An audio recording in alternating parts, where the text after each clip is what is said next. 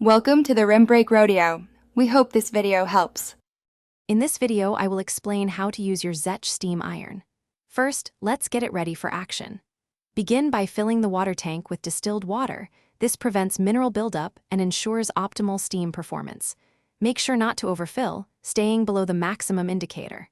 Next, plug your iron into a standard electrical outlet. Finally, turn the temperature dial to match your fabric type, allowing the iron to heat up for about 2 minutes.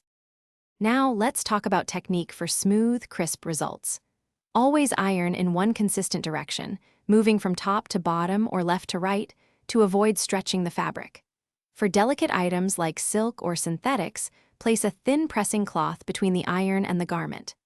If you encounter a particularly stubborn wrinkle, press the steam burst button for an extra powerful shot of steam, holding it for a few seconds.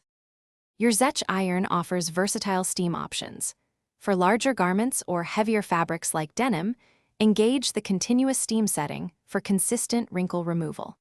To keep your iron performing its best, regularly clean the sole plate with a damp cloth once it has cooled down completely.